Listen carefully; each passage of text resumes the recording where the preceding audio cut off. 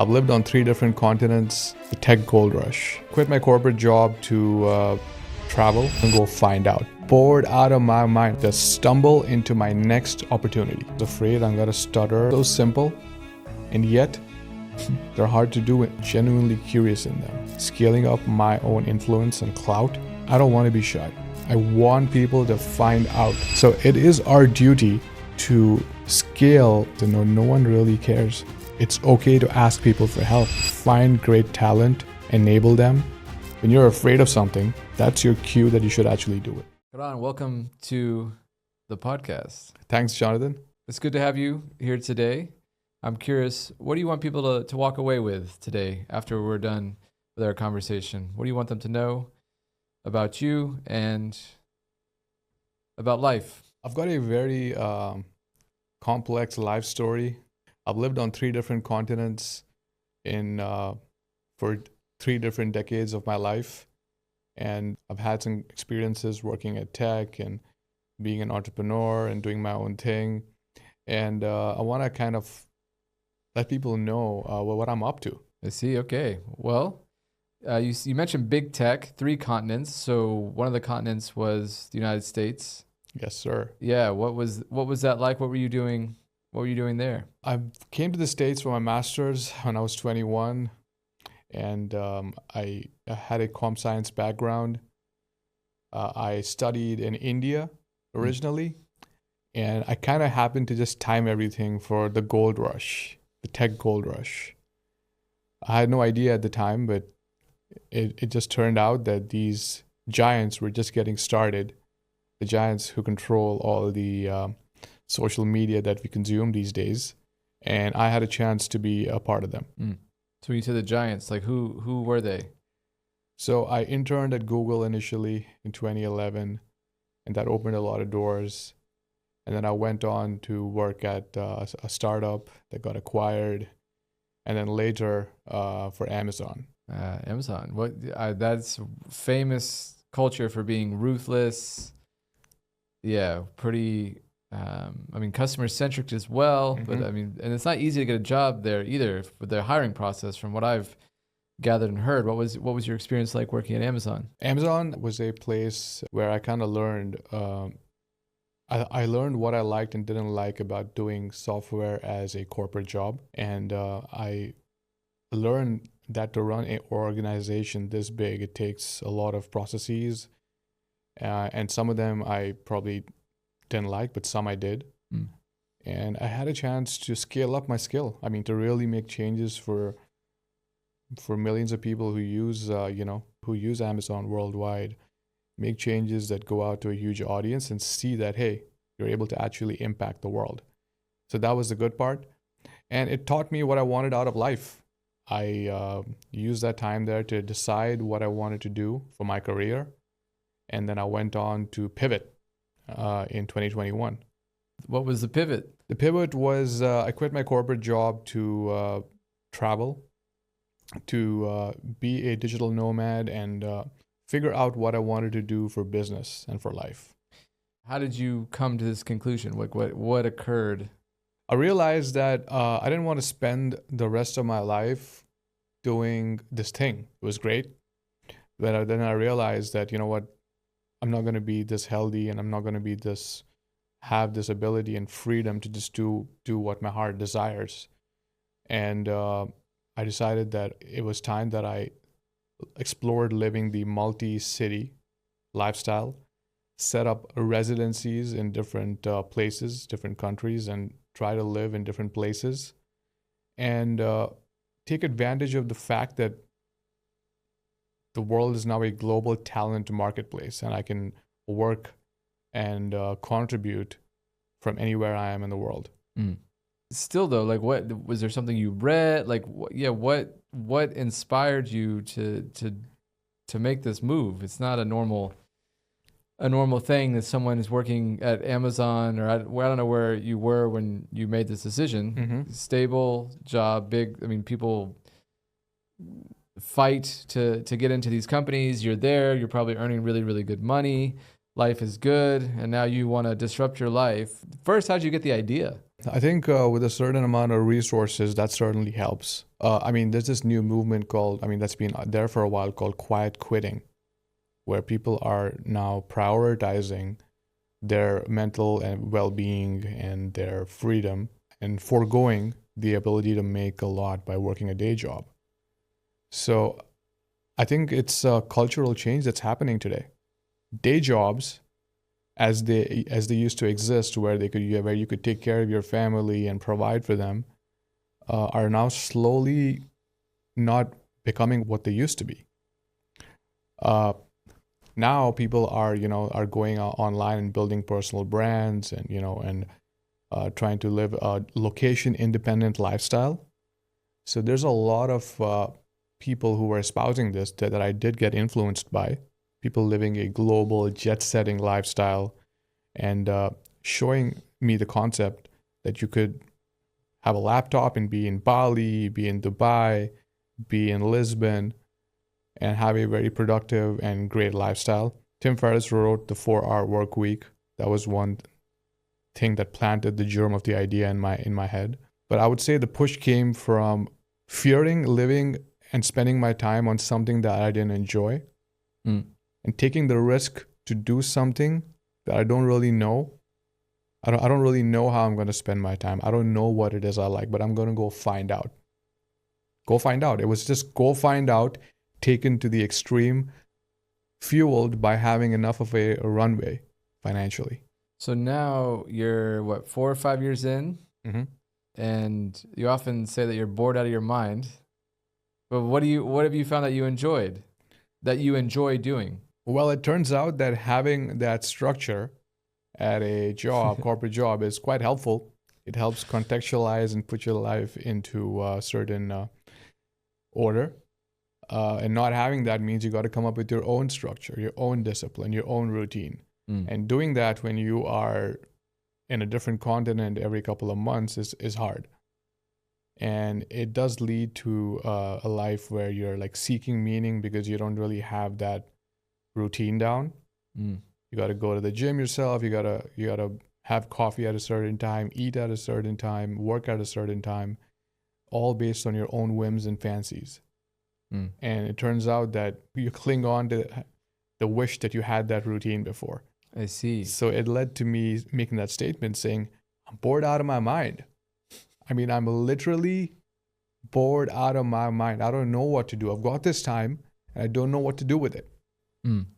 So what do you do? Well, what you do is you go back to the drawing board and see what makes you curious. And you look at other people, you get inspired. I mean, I'm always of the opinion that you've got to be inspired by the greats. So I do a lot of reading, but then I also follow a bunch of people who I think have built great businesses online, and I see where they started out. They started out with putting their content online, building a personal brand, and I decided that I would do it for myself. So that's your project today, building a personal brand. Correct. And what's your strategy? How are you approaching this? Well, for now, the strategy is that I don't really have a business or product to sell. I don't. But I do want people to experience what it is to work with me, to be friends with me, or even for dating purposes. I want my online presence to be an extension of me in real life, where people get to experience a virtual me, a Netflix of my life, if you will, an authentic one, and they get to know me without knowing me. And so how are you doing this? Yeah. For now, I'm just gonna record snippets of my life, my thoughts and ideas on certain topics, my story. I want to tell the story of my life, basically. I want to let people know where I am, what I'm doing, what I used to do. And there may be some people who are interested. And even if I don't get any views or any eyeballs, it's going to act as a way for my real life interactions to be strengthened. What I'm hearing is it's just fun. You enjoy it and you're not really focused on the outcomes.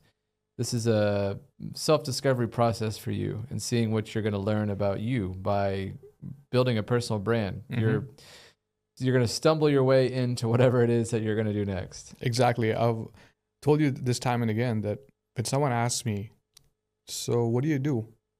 I tell them, I'm just waiting to stumble into my next opportunity. I see. And one of the things that you've stumbled into on this journey of personal branding is outsourcing. Mm-hmm. So you've been doing a lot of outsourcing and building certain things. So, and you're very well versed with artificial intelligence or AI. So yeah, talk to us a little bit about your outsourcing. So I think that coming from a background where you're a software developer, you're automatically your mindset is that there's certain things that you don't enjoy doing and you want to automate them or find an easier way to do them.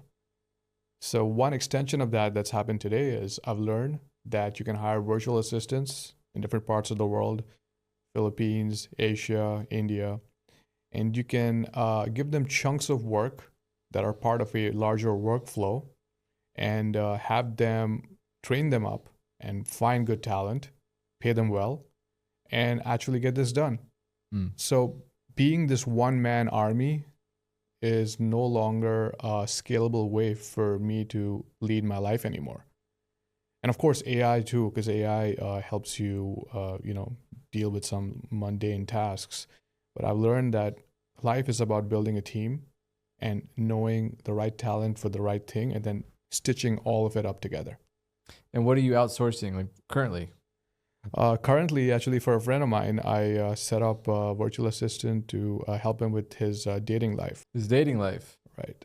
What- So I found a virtual assistant for him who basically operates four dating apps for him, and she has learned his texting style, his personality. They've done extensive calls together to learn about each other. She helps him reach out and set real life dates with women that he is interested in and whom he matches with. So you've created a solution for outsourcing dating. I wouldn't put it that way because I still believe that to create a real connection, you still need to meet in person. And online dating, including Instagram, like just having an Instagram is also, and you meet someone in real life and exchanging that and then it leading to something is also in a way online. But I think managing the Rolodex of people online and trying to bring them to real life is the challenging part. And having some assistance there can help you make a connection that you otherwise wouldn't have because she slipped through the cracks. Yes. Right. And are there other areas that you're applying this skill of outsourcing outside of dating? Yeah, so I mean, for my content creation and social media management, I've got another VA that I've hired, and she basically posts my short form content on YouTube, TikTok, Instagram, and she helps put my content out there in a scalable way. And this helps me with not having to do that work, and I can actually focus on the actual content and the actual message. Mm. But you're using humans. You're also using AI too. Mhm. Like, yeah. So what are the creative ways that you're using AI to outsource or make your life easier? So I've got a few friends of mine who want to start a coaching business and they need a nice landing page and a Calendly link that goes from there because they want to have a website to tell people. And I mean, it is super easy with Wix and all these sites, but a lot of people just don't have that internal spark to get it done. So I've helped some people just pull together a quick landing page with a Calendly link with the email and set it up for them. That's something I've done. I've done vibe coding. So there's like a startup that needed like a MVP. And what is vibe coding? I keep hearing this term. It's everywhere. What is vibe coding? Right now, it's using Claude and Gemini to just quickly whip up a MVP of an application, web application that does something.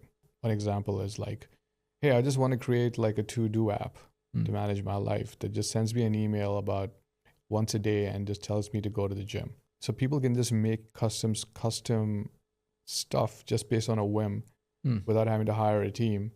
And these tools can do it for you. That's pretty cool. Do you know where the term vibe comes from?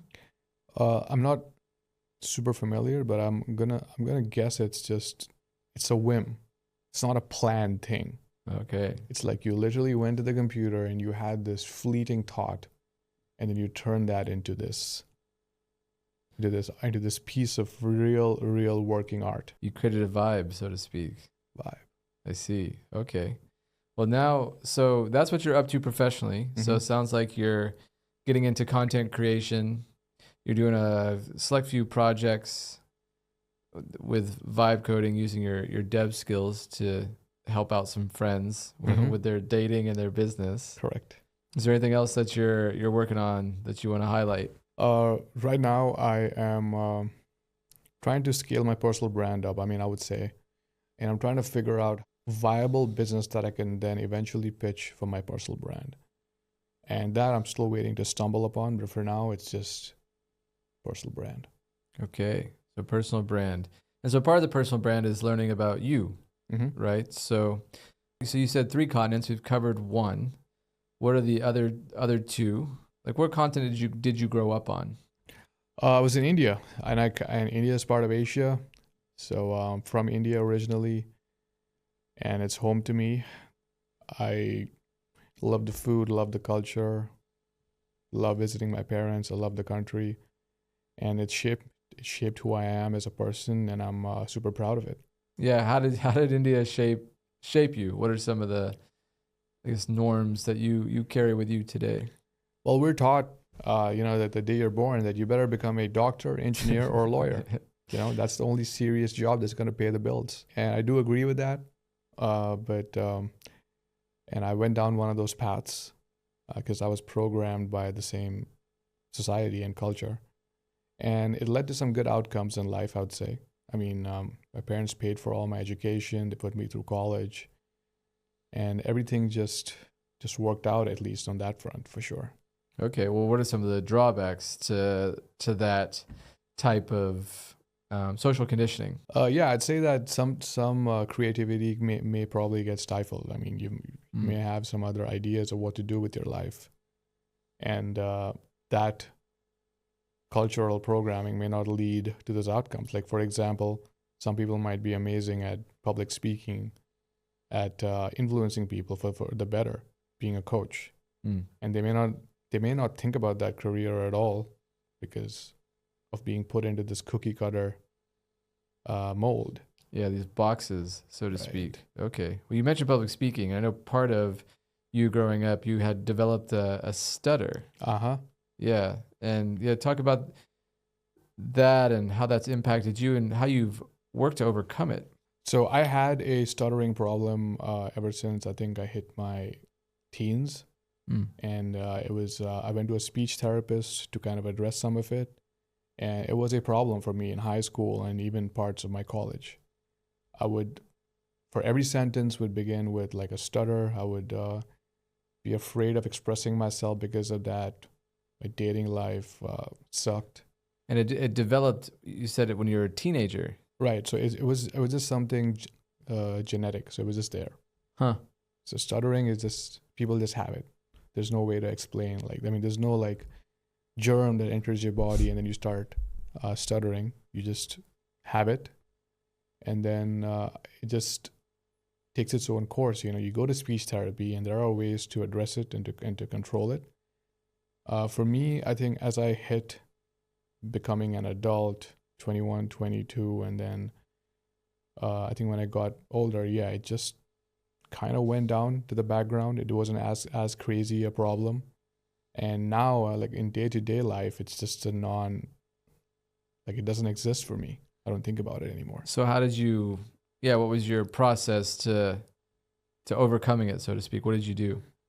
So the stuttering took its own course of action. I mean, it wasn't a thing that I actually did something to make it go away. It was there in my life, and then it kind of took the back seat. But I think it impaired my social growth a bit. I mean, I probably not being able to express myself enough or being afraid of it earlier in life has led me to now maybe want to overcompensate. I now want to take a lot more social risks. I mean, I try to deliberately put myself in uncomfortable situations. So give some examples. Like, what is a social risk? What do you do? Well, I just threw a party with you and with some other friends in the south of Portugal.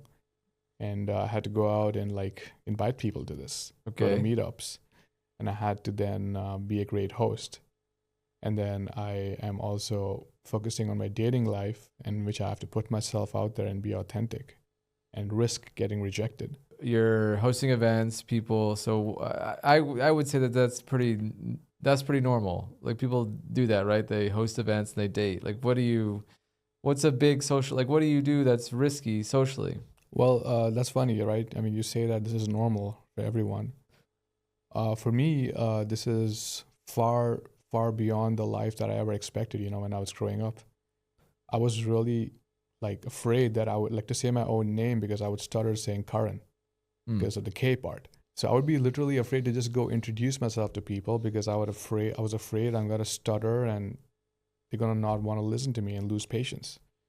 So where I am today and what I've been able to accomplish is amazing to me. I mean, I'm just grateful that I'm able to be at a party, go up and strike a conversation on the street with like a pretty woman or a friend or a guy, and it's joyful when I put it in context. So we often think like social risk, you have to do some like you have to get on stage or do something like almost dangerous. And what you're saying is most people don't take the time to go say hello to someone they find attractive, strike up a conversation with a random stranger, or throw like a party and actually be a good host.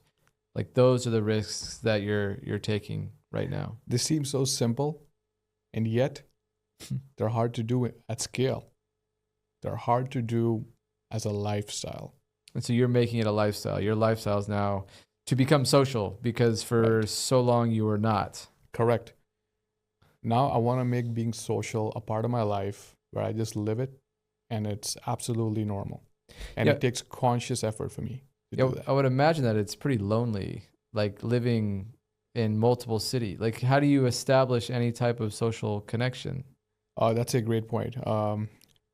So I have leveraged going to meetups, going to coffee shops, uh, doing some cold approaches that are tactical in nature, like at venues that are shared, gym, the co-working spaces that I usually work out of, and reaching out to people and being authentic and being vulnerable.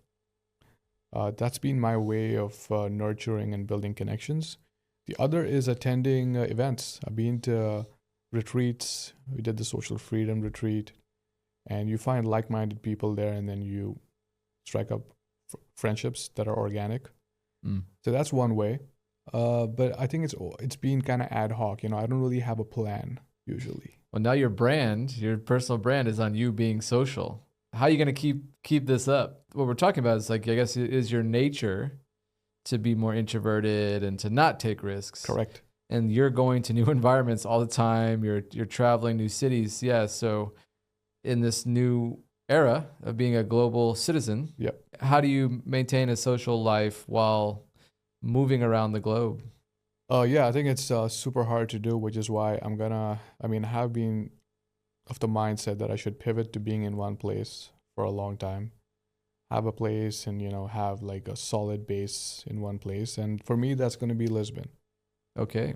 I'm going to commit to one place and, establish a circle and commit to one place. But honestly, the real answer is I do not have it figured out. I do not. I don't know what I'm doing. Like in life, I do not have stuff figured out, and it's okay to admit that. I don't have the answers. I don't have the answers for what I want to do, what my business is going to be, where I see myself in 5 years. It's okay to not have the answers, is my opinion for me. It is okay. At the same time, you know what you want to be doing, right? You want to be social. Right? The overarching goals and the value system that ties me together is, I kind of know that. Yes. I think the execution can be all over the place. What do you mean? Like, I know I want to be social, but how I go about it could be very chaotic. It could be, okay, I'm going to this meetup. I'm going to throw an event in 2 weeks. I'm going to go to this coffee shop. I'm going to attend this conference. Yeah, so that was my strategy. Don't do that. It's exhausting, right? We've been hanging around for about 2 months in Lisbon. We've done a lot of that, and so then you decided to start. You really pushed to throw a major event. Mm-hmm. Yeah, it brings a smile to your face. So you threw this event. So what happened when you threw the event? Throwing the event made me realize that people want to come to meet you and to hang out with you because you have not only just a great offer, like there's music, there's a DJ, there's uh, people you can make friends with, create connections with. It's not just that, but it's you. Well, how did you feel? Like, because watching you that evening, you were interacting, you're in flow. Like, how did it feel to be at an event that you hosted with 30 plus people? Being at an event that you hosted where you invited 30 people and they're having a great time is gave me a high. I was literally high without consuming a drop of alcohol or any substance. I was just getting high on life, on the fact that these people are having such a great time and I had something to do with it. So where does that take you? Now you're planning another event. Yeah, how are you thinking about events in the future? As it sounds like you found your kind of niche, so to speak, within the socializing world. Right. I've learned that, look, you might meet people in your life and you may want to meet them and hang out with them. It's okay to be authentic and just ask them to grab coffee, to grab a meal, to go on a date if it's, someone you're interested in.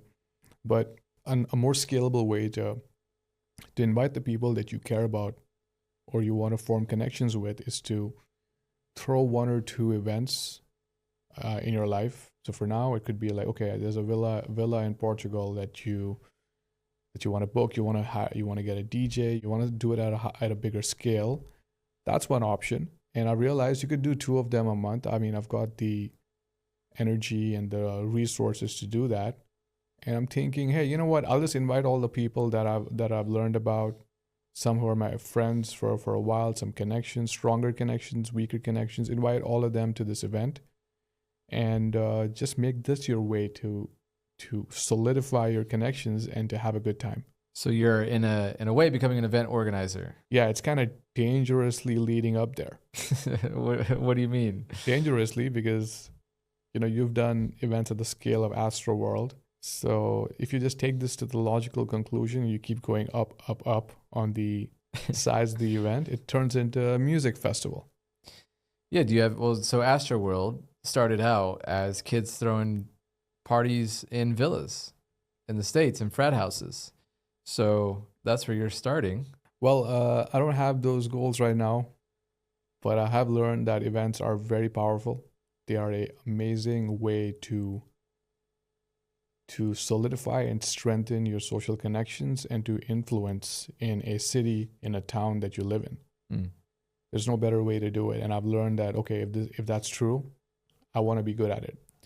So yeah, then how are you thinking about constructing the offer of the event? So you think often about how to construct offers, how to create value. So walk us through your process there.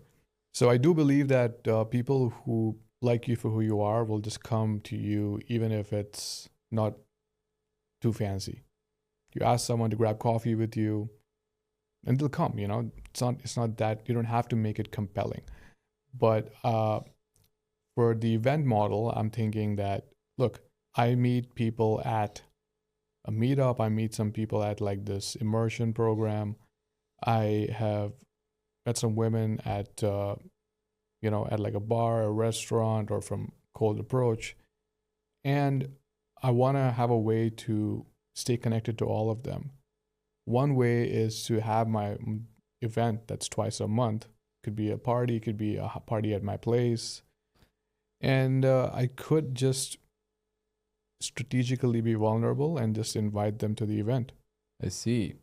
So the event is you're moving your leads down the funnel to the event. Yeah, I don't want to call them leads. Let's call them connections because, I mean, I know all of life is sales, but this is not sales.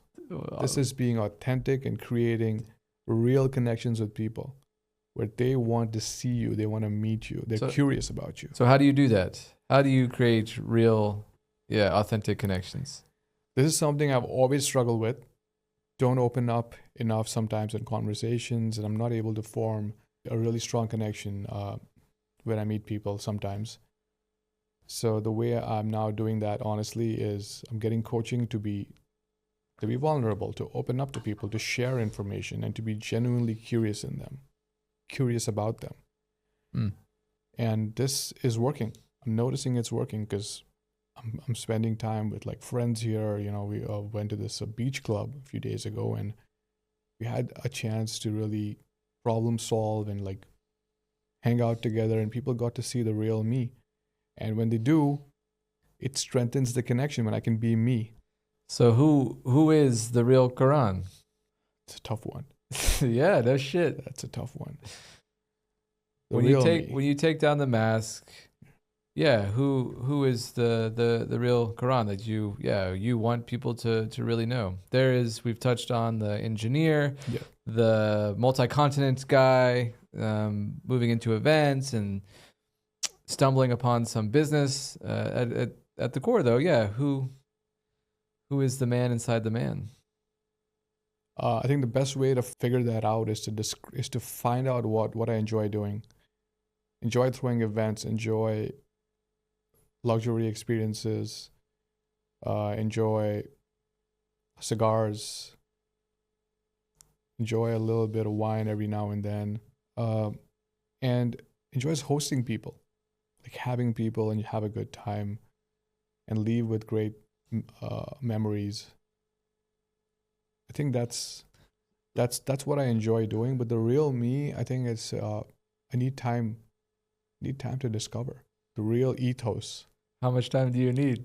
We've only got 20, 30 more minutes. Well, life is work in progress, man. Of course. As you sit here today, though, you've had this incredible journey, throwing events, putting yourself, taking social risks, living in multiple continents. Like who, in this moment, yeah, who are you today? And where are you going in terms of your self-development and growth? I always thought that I have a lot of value to offer to the world.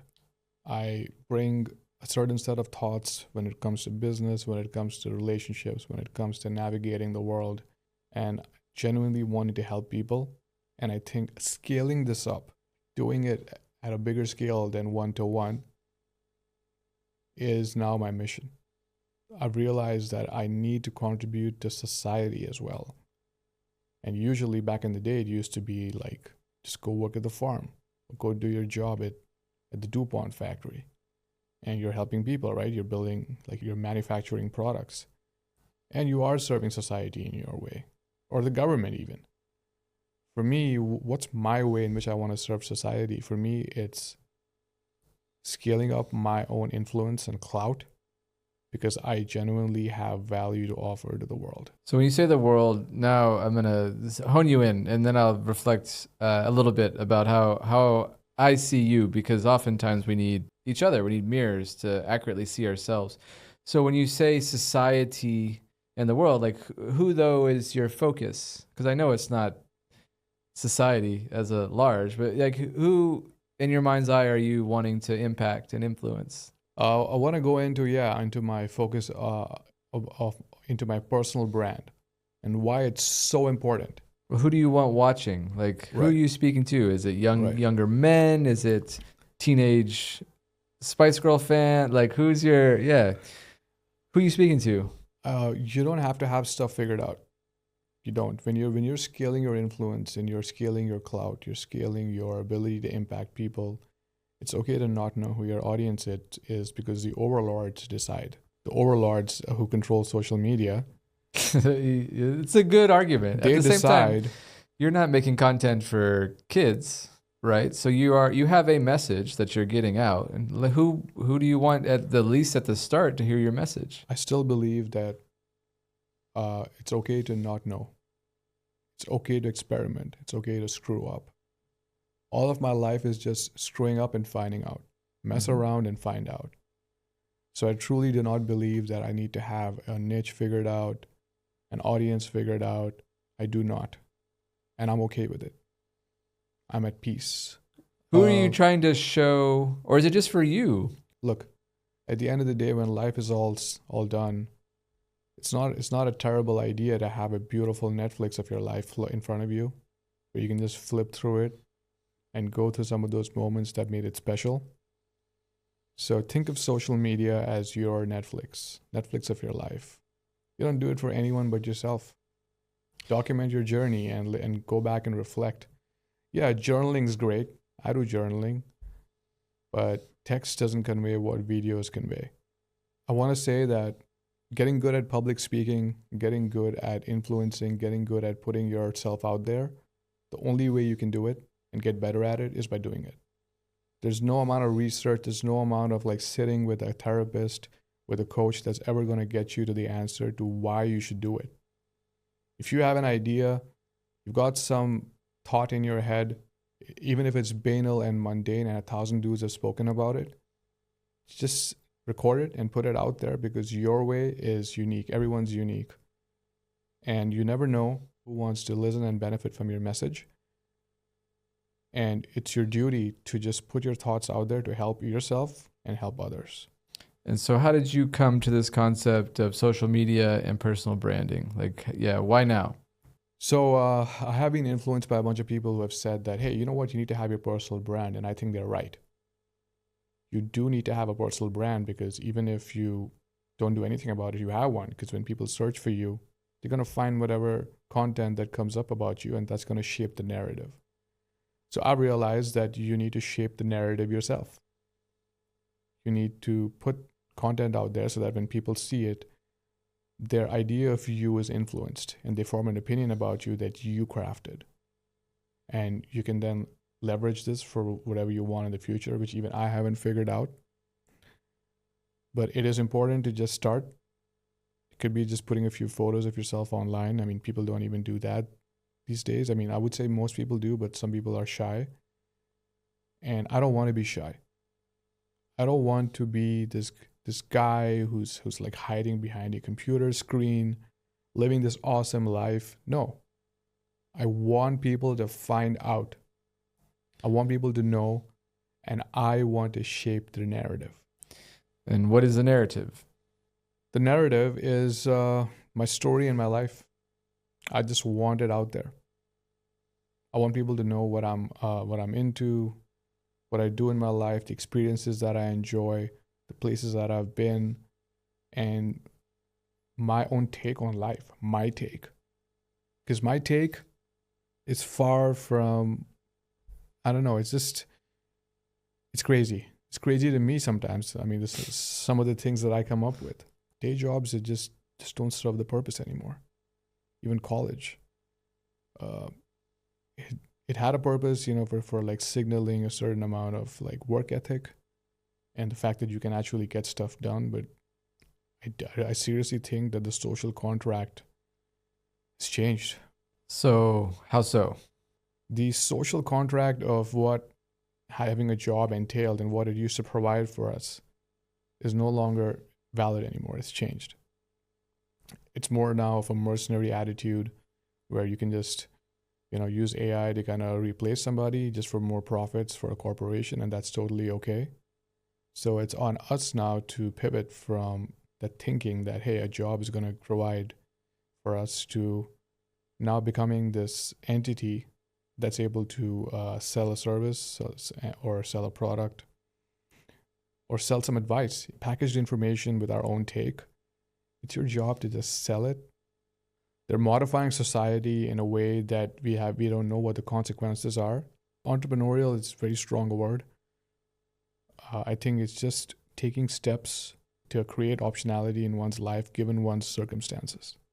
So what are some ways? Personal branding is one. It sounds like there's some other ways to do that. I'm not an authority over here on this topic, but I would say start out with building the personal brand and just putting yourself out there, like just being the person who just splashes themselves all over the internet in all kinds of ways. You got to try, and you got to be okay with not getting any views and attention because it doesn't matter at the end of the day. It's your responsibility. It's the process. You have to just do the process of what it takes to deal with this world. And if it means putting your content on the internet, then so be it. So take responsibility for the change that's happening in society and deal with it. Put your information out there on the internet, your photos, your videos, your views on the world. And don't worry about who's listening and who isn't, because this is going to be needed to deal with society. So yeah, what is the change that's happening right now? Technologically, you're well attuned to the shift in AI and also the global economy. You follow it pretty closely, different markets and countries. Yeah, what is the shift that we're seeing? Social media and AI. These are the two opiate of the masses today. So if these are the two ways that you can get someone's attention, then you'll need to master being there so you can get revenue for your services or for a product that you have. So just be in tune with the times by using these tools to put a pipeline of content out on the internet, regardless of if you have a product or not. So the shift is more and more content is being created.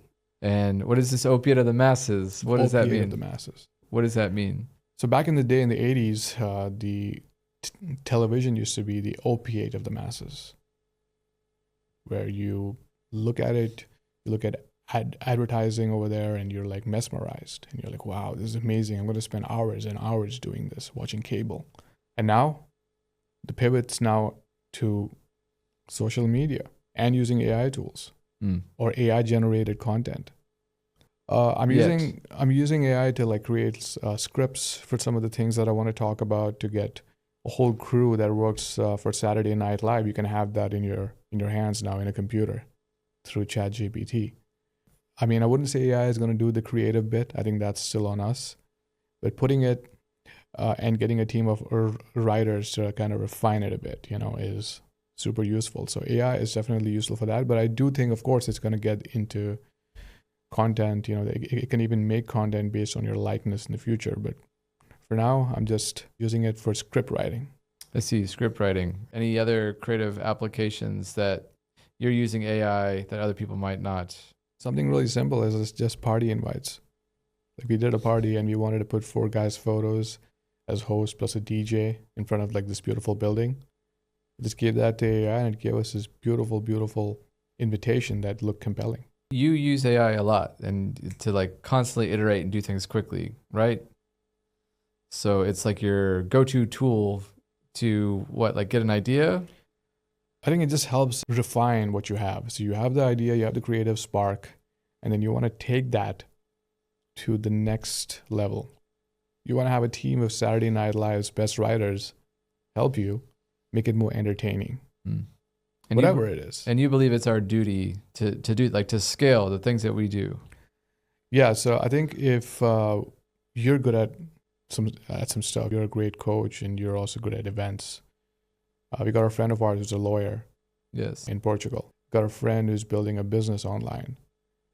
All of us have valuable skills and knowledge and our own take on it. It may not be unique per se, but our take on it makes it unique because we as humans add our own unique spark to it.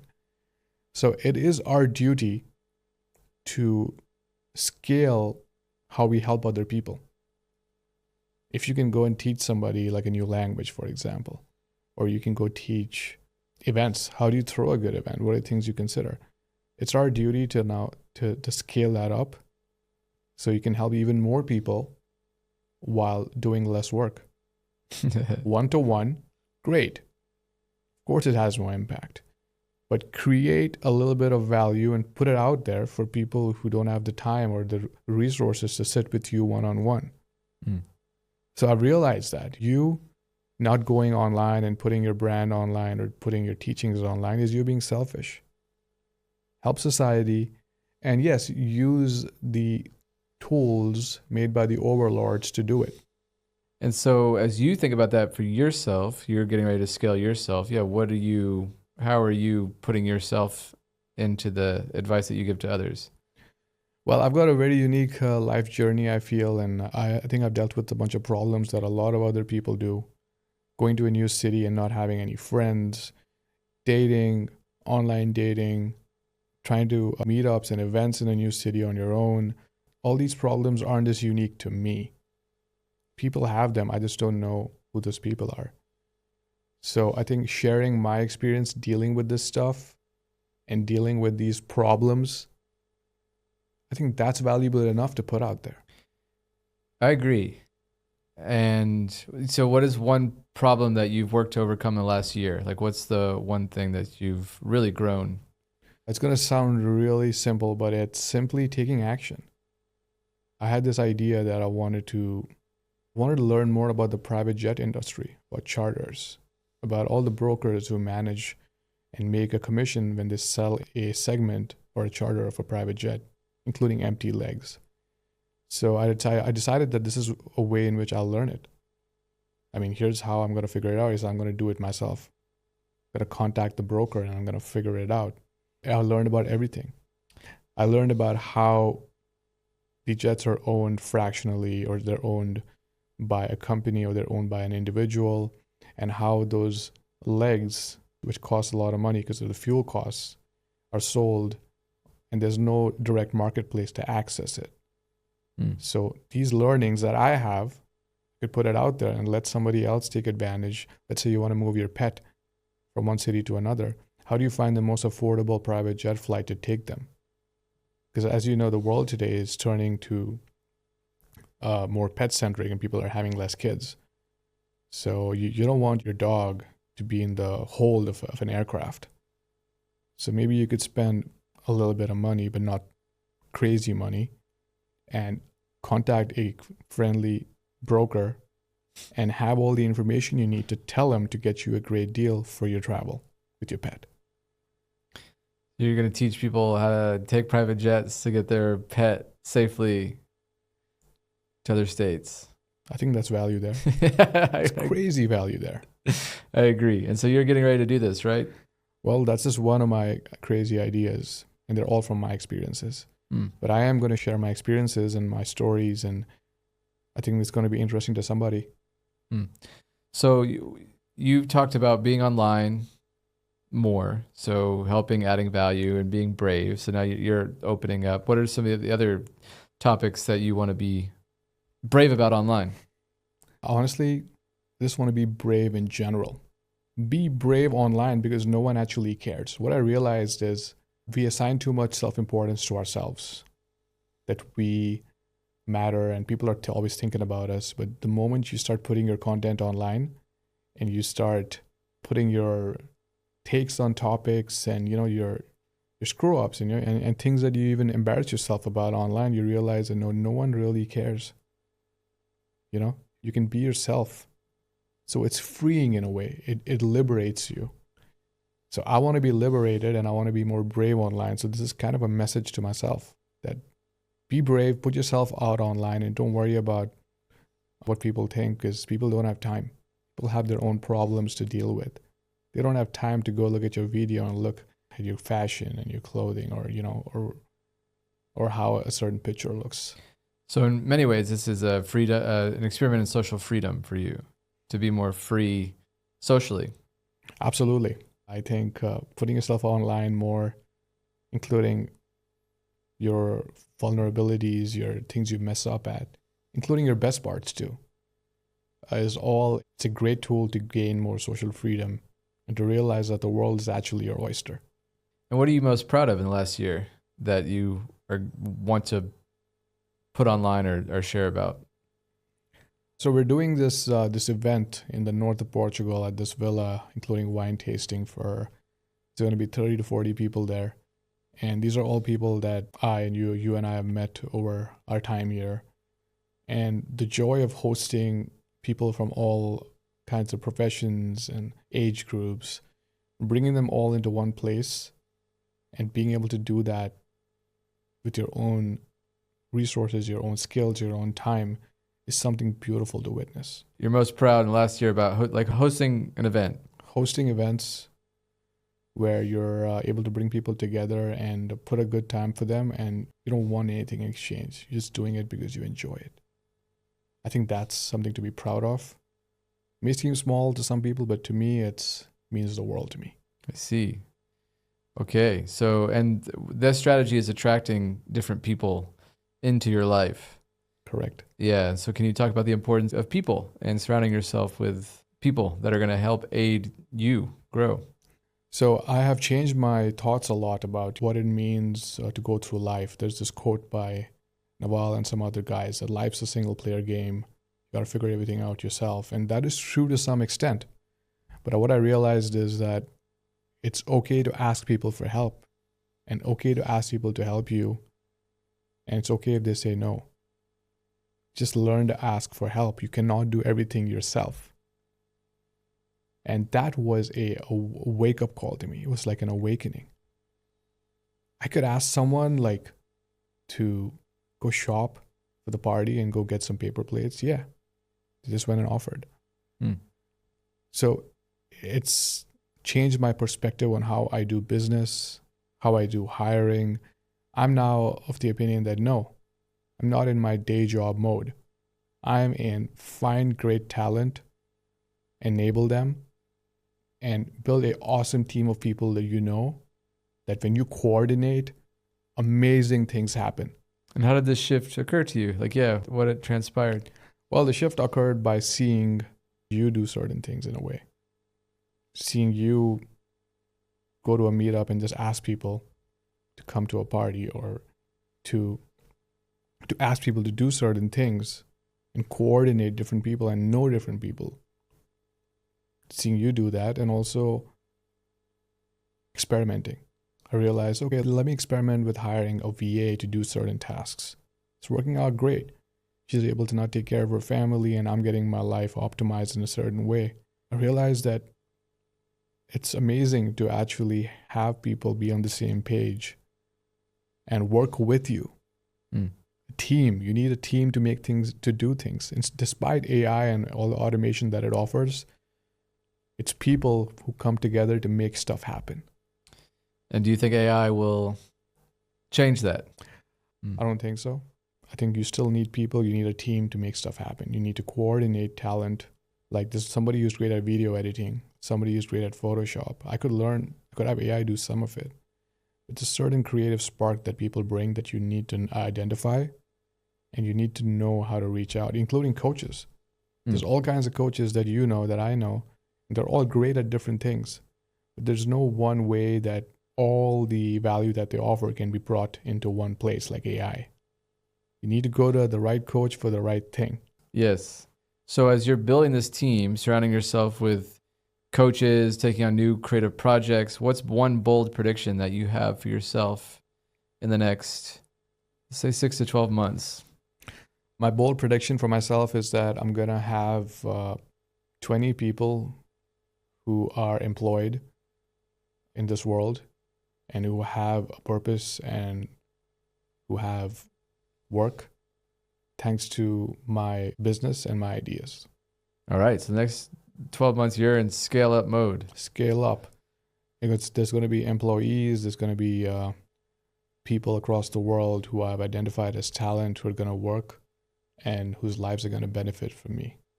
Okay, great. I'm excited to see what the business will do or will hold. We touched on multiple topics.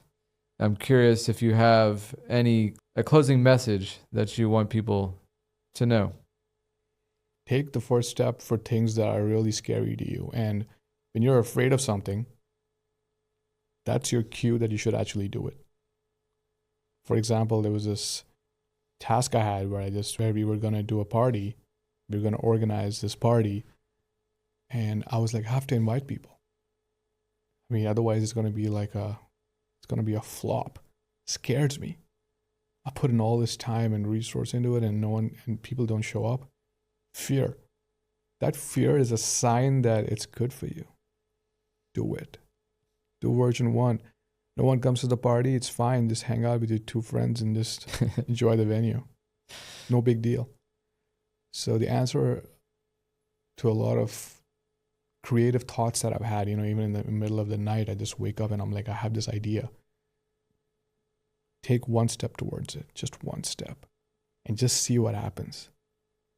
Be brave.